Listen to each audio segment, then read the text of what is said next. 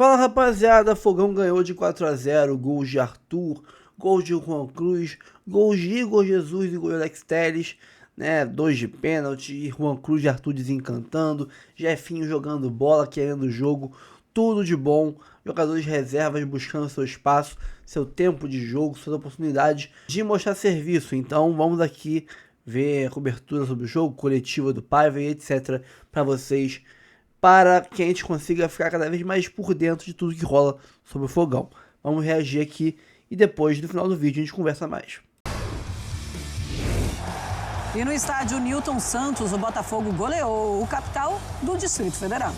Juan Cruz foi derrubado na área pelo goleiro Reinaldo. O árbitro marcou pênalti para o Botafogo e o Alex Telles foi lá para a cobrança e abriu o placar.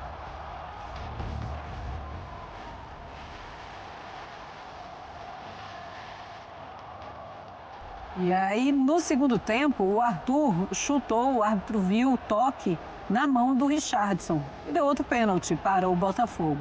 Igor Jesus dessa vez bateu e fez o segundo do Glorioso.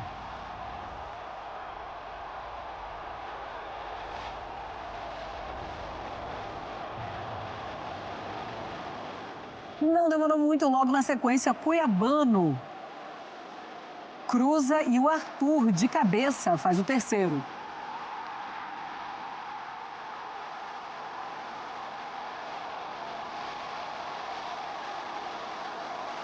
E depois, mais um cruzamento, Matheus Silva quase marcou contra. Mas no rebote, o Igor Jesus tenta e aí o chute é bloqueado. Na segunda chance, o Juan Cruz fechou a goleada.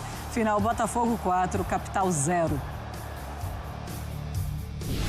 Pensando também em manter essa sequência, também a confiança para os próximos jogos. Queria que você falasse também, analisasse a partida de hoje, pensando também na vantagem, nessa grande vantagem que o Botafogo constrói para o jogo de volta. Obrigada.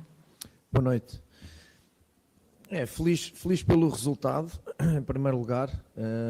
Olhando para os resultados de ontem, não houve resultados elásticos e normalmente a Copa do Brasil tem um bocadinho disto. Não só no Brasil, a de Portugal é igual, tem muita surpresa. Porque muitas das vezes os jogadores têm a tendência de olhar para com quem jogam, contra quem jogam e às vezes baixam um bocadinho a guarda e o primeiro grande elogio que eu tenho que fazer é a forma como a equipa entrou no jogo. Forte, a não dar qualquer possibilidade ao adversário, a tentar construir. Não é fácil, eu sei que as pessoas se impacientam, eu às vezes também. Só que nós estávamos a jogar contra uma linha de 5, com mais 3 volantes pela frente, o espaço, corredor central muito ocupado e de facto foi difícil romper mais vezes aquele bloco, ainda mais com alguns jogadores que não tinham ritmo de jogo, que os trouxemos à competição agora, alguns pela primeira vez no 11 inicial, e isso nunca é fácil. Os níveis de confiança deles não são tão altos como os dos outros que costumam jogar regularmente. Olhando depois por um muro, uma parede daquelas, de facto houve discernimento, houve paciência e houve capacidade para nós, em especial nos primeiros 15 até o penalti, muito bem. A nossa circulação, as nossas movimentações por dentro e por fora, muito bem. Depois baixámos um bocadinho com o golo, corrigimos ali um bocadinho ao intervalo e obviamente depois no contra-ataque o nosso adversário foi gerando uma outra situação. Mas eu faço uma avaliação muito positiva, em especial para os jogadores que têm jogado menos, que deram uma boa resposta. E pronto, eu acho que é um resultado muito bom, que nos permite já, acho que a eliminatória não está fechada, mas dá-nos muita percentagem, obviamente, de nós irmos para o jogo da segunda mão, jogo de volta, já com alguma capacidade de encarar estrategicamente o jogo de outra forma. Mas muito satisfeito pelo resultado, muito satisfeito pela resposta dos jogadores, repito, em especial a seriedade com que eles olharam para o jogo e a resposta dos jogadores que têm jogado menos. Renato, boa noite. Queria que você... Rodrigo da ESPN. Boa noite. Queria que você falasse sobre a importância dessa vantagem de 4-0, ainda mais visto que o jogo de volta é fora do Rio e entre partidas como o Flamengo e a Universidade de Chile, né? 2 jogos muito importantes para a temporada. E também queria saber se você conversou com o Barbosa e o Savarino e a situação deles. Boa noite. O resultado elástico dá-nos essa capacidade de olhar para o jogo, como eu tinha dito no final da minha última resposta, de forma estratégica.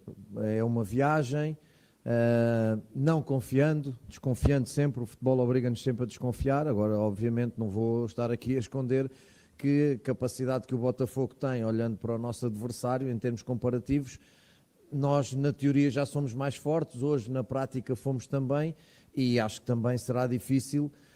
Só se nós fôssemos muito irresponsáveis é que esta eliminatória se poderia perder. No entanto, como a mim me cabe ser responsável, eu tenho que olhar com essa seriedade para esse jogo, dentro de uma planificação, como você diz, de jogos de 3 em 3 dias, e dentro disso nós vamos entender as melhores opções para dar uma resposta positiva a esse jogo, e porque queremos ganhar os jogos todos. Não vamos lá para perder por 3, nem para perder por 2, nem para perder por 1. Vamos lá para ganhar, para competir e ganhar.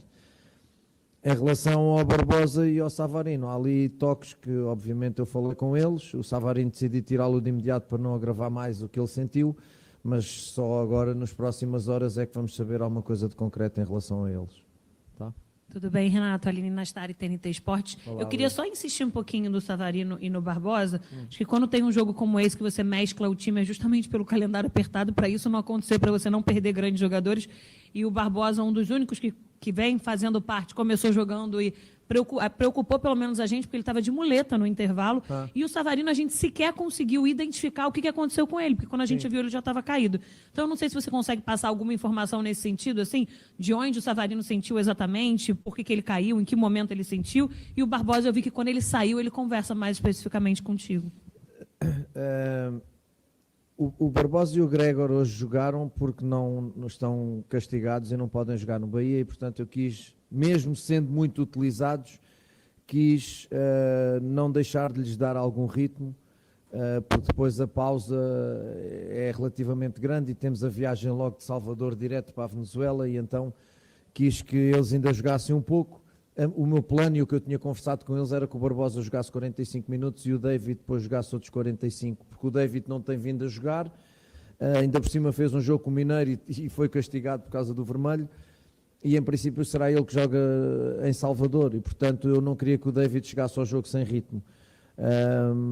Ele próprio pediu as muletas, está com dor no pé, houve um adversário que caiu-lhe em cima do pé. Acho que vão fazer umas imagens radiológicas, não sei o que é que vai acontecer. E o Savarino foi um desconforto muscular, portanto eu não lhe consigo dizer mais que isto, porque está tudo muito fresco, está tudo muito em cima, mas basicamente foi isto.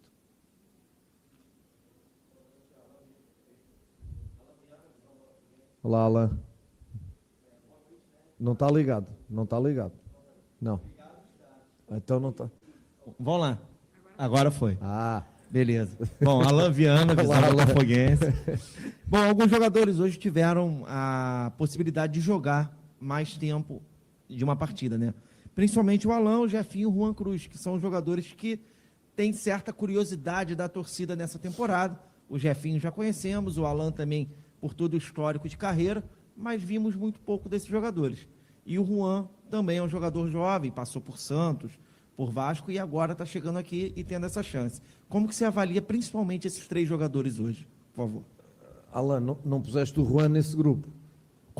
Juan Cruz. Bem, mas então vou-te dizer, com todo o respeito, meu querido, se viste pouco do Juan, ele fez um golo e um penalti.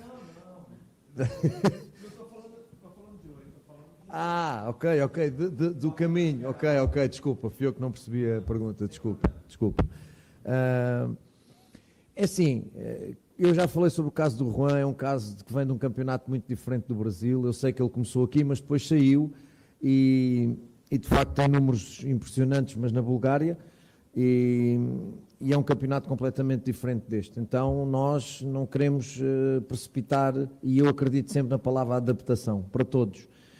E portanto não quis precipitar utilizações, e quis respeitar a palavra adaptação, que para mim é muito importante para ele render, porque eu, ao longo destes tempos, e em especial aqui no Brasil, rapidamente a torcida ganha ali uma antipatia por este jogador ou por aquele, e depois fica assim quase marcado, e eu não quero que isso aconteça, não gosto, a não ser que a torcida tenha razão, mas os jogadores não erram porque querem, não falham porque querem.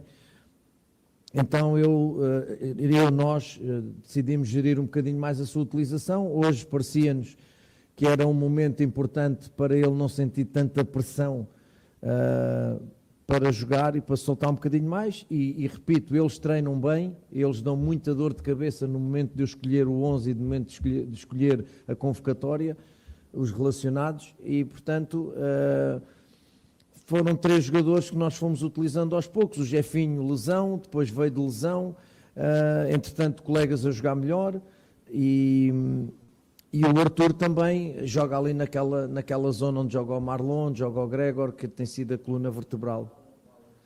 O Alan, peço desculpa, isto é o cansaço. Eu também me canso, não são só eles. O Alan joga ali naquela zona do Marlon e do Gregor, e é um jogador com características muito específicas, de ter bola, essa experiência de saber ter bola, de saber pisar o campo, e por isso é que eu, por exemplo, no último jogo com o Fluminense, senti que naquele momento em que estava 1-0, e eu precisava de um jogador com as características do Alan, que já não é propriamente um jovem, mas que essa experiência, em determinados momentos da partida, me dá algumas garantias de resposta durante o jogo. Hoje foi um momento que eu entendi de lhes dar jogo, de lhes dar ritmo, e eu acho que eles me deram todos uma resposta muito interessante. Daqui para a frente é continuar a trabalhar, vou analisar as respostas que eles me deram e continuar a analisar os poucos treinos que vamos fazendo. Tá? Obrigado. Boa noite, Anderson Bruno, do Botafogo. Boa noite, Anderson. Eu queria saber se você acredita que a formação com 4 atacantes é a que pode fazer acontecer o Botafogo Way na era Paiva, ou se ainda pensa que existem possibilidades com a formação com 3 volantes ou outras alternativas que possam alcançar esse objetivo. Bem,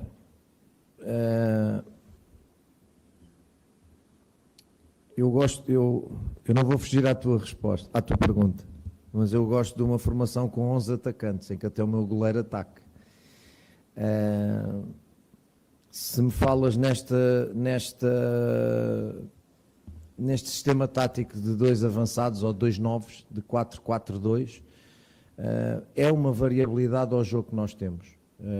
Nós começámos com 4-2-3-1, como bem sabes, aproveitando até o que vinha feito, e depois quisemos dar ali uma variabilidade entre um 4-2-3-1, um 4-3-3, quando o Patrick jogava também com o Marlon e com o Gregor, e agora encontrar algo um bocadinho mais arrojado e também aproveitando as características dos jogadores que temos, dos jogadores que não temos, que também nos levaram a tomar essas decisões, e obviamente encontrar aqui um triângulo de sistemas que também confunda um pouco os meus adversários, não é? O que me importa agora é que os meus adversários na preparação do jogo não se tenham que ter dores de cabeça se preparam para um 4-2-3-1, se para um 4-4-2, se para um 4-3-3. Isso também penso que nos ajuda naquilo que é colocar dificuldades antes do jogo, na preparação do jogo pelos meus adversários. Em função do que temos, dos jogadores que vamos tendo frescos para atuar, em função de questões estratégicas do jogo que vamos ter pela frente e adversário, e em função também da carga de jogos que temos pela frente, e não deixando de ser cada jogo muito importante, mas, por exemplo, a Libertadores, em função dos nossos resultados, ganhou características muito decisivas, os jogos que aí vêm, nós temos que trabalhar em cima disto. Portanto, eu não vou abdicar destes 3 sistemas. Podes-me dizer que há um que está mais sedimentado mais que outro, é verdade, mas eu não vou deixar de trabalhar, o pouco tempo que eu tenho para trabalhar, não vou deixar de trabalhar esses 3 sistemas, porque exatamente eu quero que a equipa seja multifacetada, dê respostas diferentes, os jogadores evoluam dentro de sistemas diferentes, porque eu tento que seja muito, que o jogador trabalhe muito na compreensão do jogo.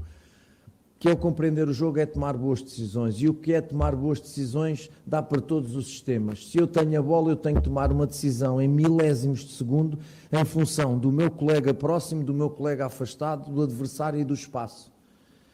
E depois de eu somar tudo isto a milésimas de segundo, eu tenho que tomar uma decisão. E por isso a gente percebe porque é que, por exemplo, nós todos não jogamos futebol, porque é muito difícil jogar futebol. porque tem que se tomar estas decisões, não é? Isto jogando em equipa, jogando coletivo, não é jogando peladas com os amigos. Então, se os jogadores, e é aqui que o meu treino tem que ter base, na tomada de decisão em relação a isto tudo.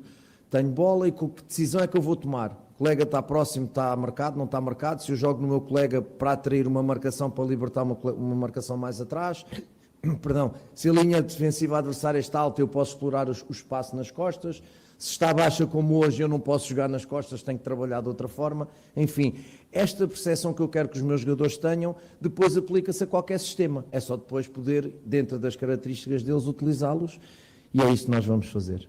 Tá? Paiva, boa noite. Olá, boa noite. Você falou agora há pouco, Não? né? Jéssica do GE. Globo. Você falou agora há pouco sobre as mudanças do esquema do Botafogo e falou que um dos motivos foi também os jogadores que você não tem. E hoje teve a baixa ali do Savarino, a gente não sabe se vai ter lesão ou não. Queria entender como você pretende fazer essa mudança, caso o Savarino não tenha condições de jogo, até porque o Santiago está machucado ainda.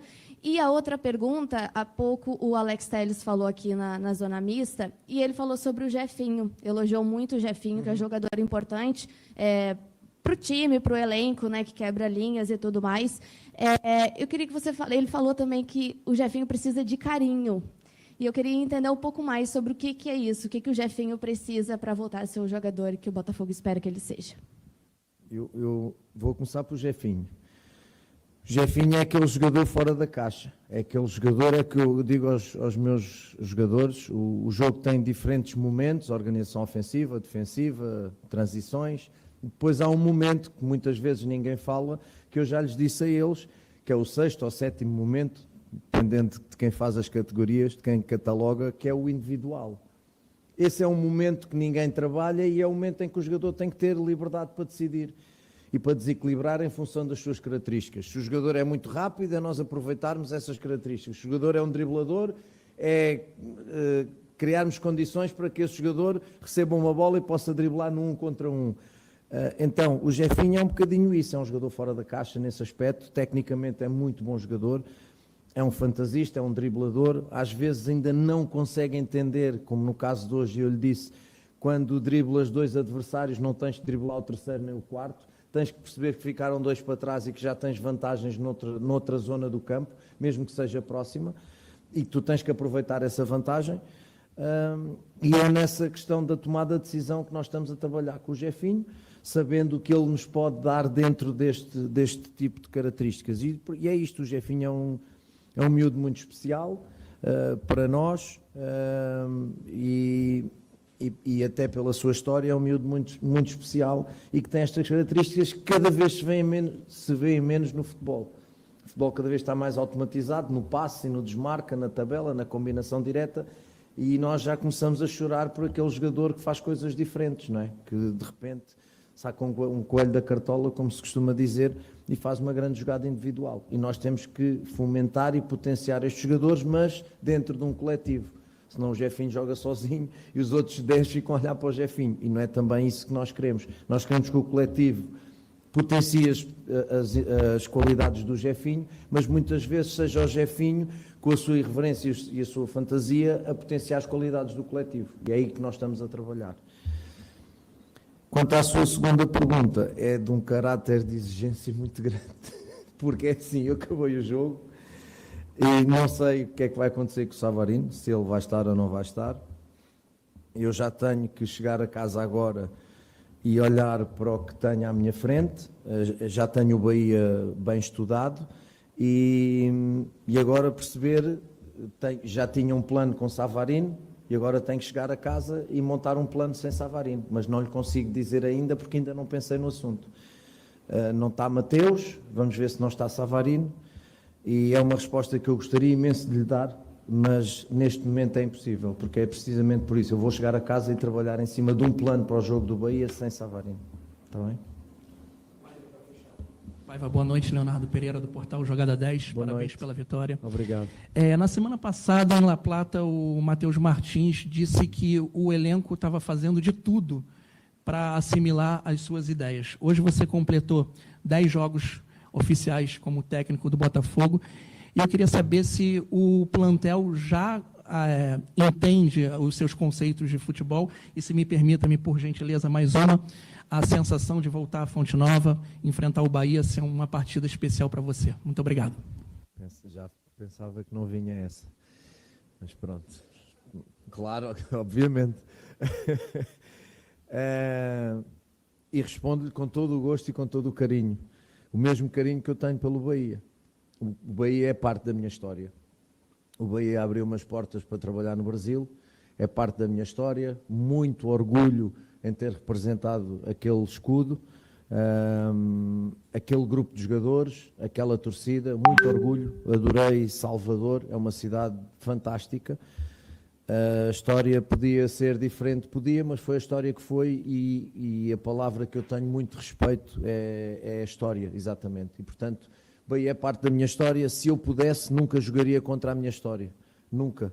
Mas como não é possível, hoje represento o Botafogo com o mesmo orgulho e, obviamente, vou entrar na Fonte Nova com imensa vontade que o Botafogo jogue bem e ganhe o jogo. Ponto final, parágrafo. Mas não é contra ninguém, é pelo Botafogo. Eu não consigo estar na vida contra ninguém, eu estou na vida por alguém,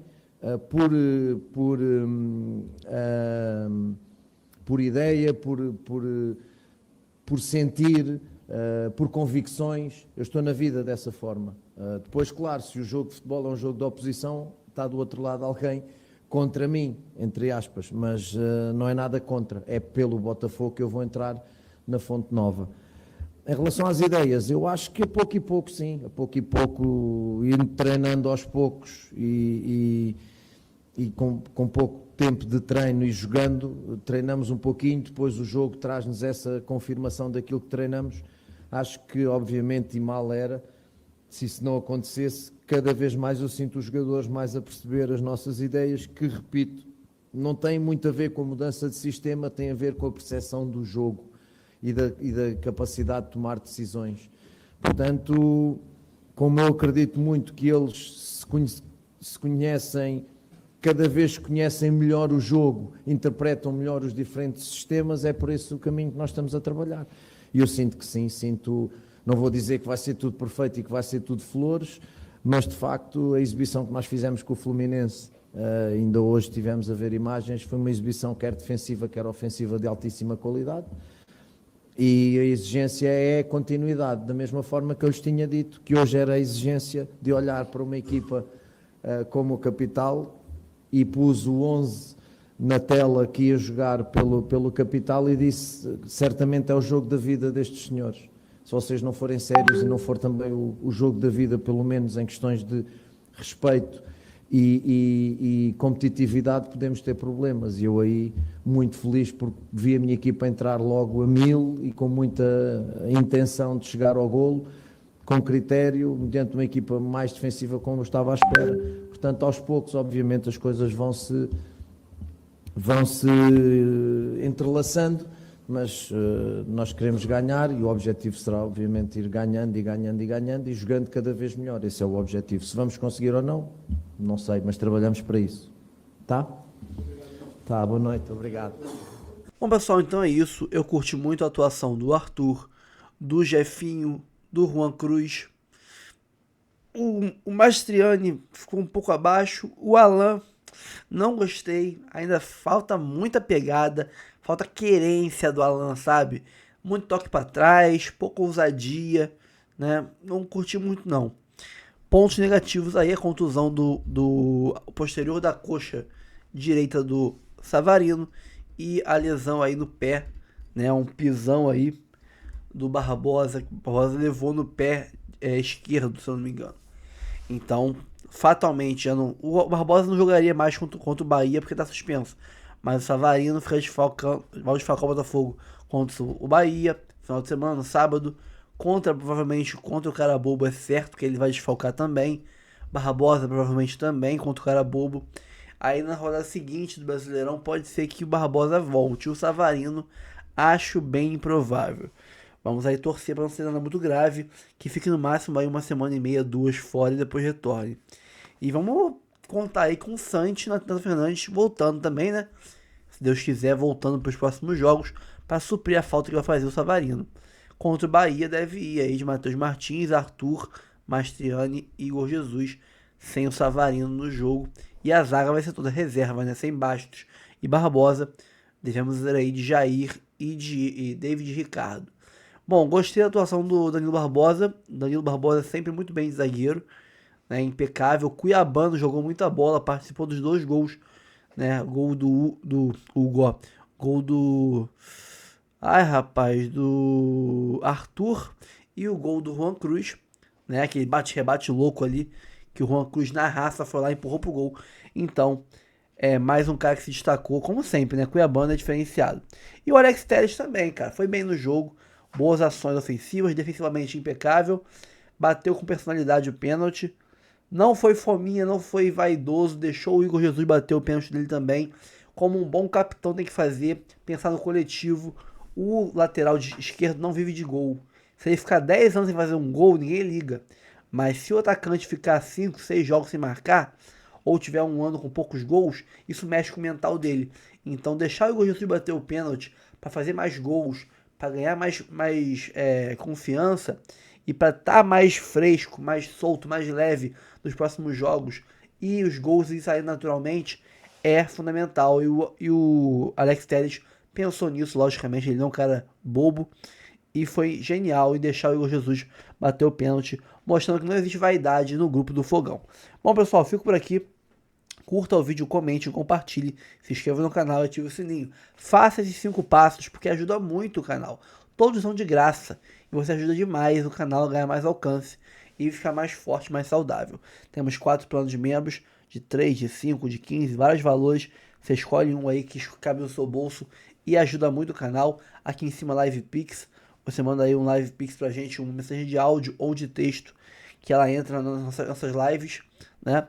Temos aqui embaixo o link do nosso Instagram. Se inscreve lá. Se inscreve não, segue nosso Instagram lá. Dá uma moral pra gente. Também temos aqui embaixo o link do nosso canal Reserva. Esse aqui levou um strike. Com mais 2 strikes a gente perde o canal. Então a gente manterá o contato com vocês por lá, caso esse caia. Se não cair, maravilhoso. Ficamos com 2 canais. Bom, aqui em cima tem o Pix do canal, rafoguense10@gmail.com. Também é o e-mail para contato. Se quiser mandar proposta de parceria, proposta de jabá aqui pro canal, etc. Fique à vontade. Temos aqui um patrocinador já, um parceiro do canal, que é a Fresa Corretora de Seguros. Seguro residencial, seguro automotivo, seguro celular, seguro viagem. Você tem com a Fresa Corretora de Seguros. Quer viajar para o Mundial de Clubes e quer ter segurança de poder resolver um pepino aí, ligando para um atendente em português, 24 horas por dia, de qualquer lugar do mundo, é com a Fresa. Faz aqui embaixo no link que tem aqui na descrição uma cotação. Você pode fechar uma parceria lá, fechar um serviço que vai te atender e te deixar tranquilão na viagem para curtir o fogão no Mundial, sem preocupação de extravio de bagagem, emergência médica, porque a Fresa vai cobrir tudo, tá? Então, temos aí no forninho já quase pronto para semana que vem estrearmos uma nova parceria com uma uma loja de camisas, né, de time, com cupons aí de desconto para nossos parceiros, nossos inscritos e para membros também. Teremos cupons exclusivos para membros do canal. Na área de membros, eu vou soltar, toda hora vou soltar cupom de desconto lá para vocês pegarem e ativarem na sua conta. Então, fica ligado, já vira membro, porque R$3 é muito barato perto do tanto de desconto que você vai ter com os cupons. Cupom de compre 3, leve 4, cupom de 30% de desconto e etc. Então, pô, R$3, R$5 por mês, que é o plano de membros aqui do canal, vai ser barato perto dos descontos que você vai receber aqui com a gente. Então, fico por aqui, pessoal. Tamo junto sempre. Teremos mais vídeos amanhã. Tamo junto, um abraço e até o próximo vídeo. Valeu!